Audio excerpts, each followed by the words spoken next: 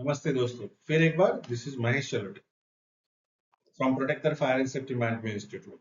Various types of courses for fire and safety peoples, those who can carry out their educational career as well as practical experience with the Protector and Fire Safety. We'll back to our subject. फिर से एक बार हम हमारे subject पे आते हैं fire alarm system से. ये फायर अलार्म सिस्टम जिसको कहा जाता है पैसिव फायर प्रिवेंटिव मेजर्स, यानी कि आग बुझने के लिए जैसे कोर फायर होता है जिसको आग बुझाने के लिए आप पानी का या इस्तेमाल करते हैं, उसके अलावा भी आग बुझाने के लिए या आग से बचने के लिए कुछ प्रिवेंटिव मेजर्स किए जाते हैं जिसको पैसिव फायर प्रिवेंटिव एक्शंस कहा जाता है. उसमें एक पार्ट है फायर अलार्म सिस्टम. हम लोग रोज सोते हैं और सुबह उठने के लिए बहुत सारे लोग अलार्म लगाते हैं या कहीं ना कहीं अलार्म बजता है और हम लोग उठते हैं, वेदर आपके मम्मी के रूप में हो या आपके मोबाइल फोन या घड़ी के रूप में. सो अलग अलग तरीके हैं. तो उसी में फायर अलार्म सिस्टम में भी बिल्डिंग कैसी है, इंडस्ट्रियल प्रोजेक्ट कैसा है, हजार्ड्स कैसे है कंस्ट्रक्शन या इंडस्ट्रियल प्रोजेक्ट्स में, various types of hazards available. So अलग अलग तरीके से अलग अलग फायर अलार्म सिस्टम्स बनाई जाती है. उसके अलावा आज के तारीख में अगर आप देखें तो टेक्नोलॉजी इतनी आगे बढ़ चुकी है कि काफी सारे सेंसर्स वगैरह भी हैं जिसके बारे में भी हम लोग आगे जानकारी लेंगे. मे भी शायद इस टॉपिक या इस सेशन में नहीं, बट अगले सेशन.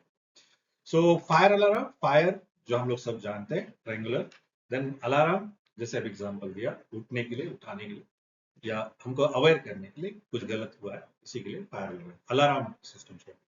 ये सिस्टम होती है वाई वी सेट सिस्टम क्योंकि ये कनेक्टेड होती है काफी सारे लोकेशन जगह और उसका कहीं एक सेंट्रल कंट्रोल पॉइंट होता है. So that is what called as fire alarm system. And वो जरूरी क्यों है? To detect fire hazards only, alert occupants to evacuate, minimize property damage. So ये सारी चीजें ये फायर अलार्म की वजह से पता चलती है. So advance to minimize the risk, to minimize the life risk, to avoid property damages, life saving equipment. सबसे जरूरी है जान, जान को बचाने के लिए ये फायर अलार्म सिस्टम्स का बहुत ज्यादा उपयोग होता है. इसमें क्या क्या चीजें थी, जैसे उदाहरण के तौर पे यह बिल्डिंग आप देख रहे हैं तो यहाँ बिल्डिंग में आप देखेंगे कि काफी सारे अलग अलग तरीके से स्मोक डिटेक्टर्स है, फायर अलार्म्स है, कंट्रोल पैनल्स है, मैनुअल कॉल पॉइंट्स है, सप्लाई है, प्राइमरी बैकअप, ये सारी चीजें कहीं ना कहीं कनेक्टेड होती है फायर हाइड्रेंट सिस्टम या बिल्डिंग प्रिवेंटिव मेजर्स करके या पैसिव फायर सिस्टम कहते हैं, है ना. तो अलग अलग चीजें हैं. तो उसमें सबसे इंपॉर्टेंट अभी हम लोग जो टॉपिक पे बात कर रहे हैं वो है फायर अलार्म सिस्टम.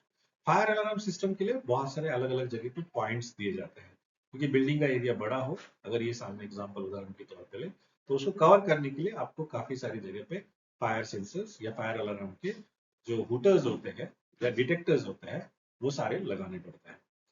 जैसे ये अलग अलग जगह पे लगते हैं तो वैसे ही उसकी केबल रूटिंग उसके फ्लोर के ऊपर से दी जाती है या as per the requirement of the hazards वो कैलकुलेट की जाती है और उसको एक जगह पे कनेक्ट किया जाता है including your call manual point. Generally आप अगर लिफ्ट से ऊपर नीचे करते हो तो कहीं ना कहीं आपको एक फायर का पॉइंट इस प्रकार का लाल कलर का या मैनुअल पॉइंट दिख जाएगा.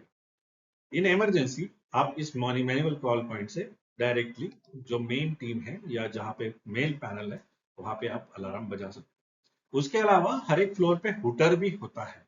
हुटर काम करता है स्पीकर का. जो हुटर होता है वो जिस इमरजेंसी में जोर जोर से बजेगा और सबको अलर्ट करेगा कि भाई यहाँ पे कुछ गलत हुआ है और वो गलत हुआ है तो आपको जल्द से जल्द वो बिल्डिंग को खाली करना है. उसके अलावा भी फायर डिटेक्टर्स वगैरह जो है वो कहीं पे स्मोक होता है, कभी गर्मी हीट या जो टेम्परेचर बढ़ जाता है उस केस में उसका इस्तेमाल किया जाता है. Types of fire alarm systems बहुत सारे हैं. कन्वेंशनल मेथड है, एड्रेसेबल सिस्टम्स है, वायरलेस सिस्टम है, हाइब्रिड सिस्टम्स है. तो डिपेंड, अगर आप आईटी इंडस्ट्री में काम करते हो तो वहाँ पे टेम्परेचर अलग तरीके से, सर्वर्स रूम्स होते हैं या इलेक्ट्रॉनिक पार्ट्स होते हैं वहाँ पे अलग तरीके से किए जाते हैं. पेट्रोलियम कंपनीज में अलग तरीके से किए जाते हैं. जहाँ पे फूड इंडस्ट्री होती है वहाँ पे अलग तरीके से किए जाते हैं, है ना. आग जरूरी नहीं कि आपको गर्मी से ही मिले, बहुत सारे जगह पे कुछ गलत गलत या एक्सप्लोजिव की वजह से भी आग लगने के चांसेस होते हैं जैसे कि इलेक्ट्रिकल शॉर्ट सर्किट. सो ये हर जगह पे अप्लीकेबल होता है. इसी के लिए फायर अलार्म सिस्टम आज के तारीख में पूछे तो हर एक म्यूनिसिपल कॉर्पोरेशन, बड़ी बिल्डिंग्स, इंडस्ट्रियल या आईटी सेक्टर्स, कमर्शियल बिल्डिंग सब में कंपलसरी है और ये है नेशनल बिल्डिंग कोड के पार्ट 4 के अंडर में. सो ये सिस्टम्स है कन्वेंशनल यानी अपनी जो रेगुलर सिस्टम्स है, एड्रेसेबल मतलब पीए सिस्टम बोलते हैं जिसमें अलग अलग तरीके के रूटर्स होते हैं. वायरलेस सिस्टम कुछ चीजें जैसे आजकल वाईफाई वायरलेस है, उस प्रकार हाइब्रिड यानी कि मिक्स मैनुअल चीजें की जाती है। सो बेसिकली अलार्म सिस्टम कैसा काम करता है? पहले identify fire indicator, smoke, heat, flame detection होता है। Alert, control panel processes signals and activate alarms, notifications, alert occupants in possibly fire service.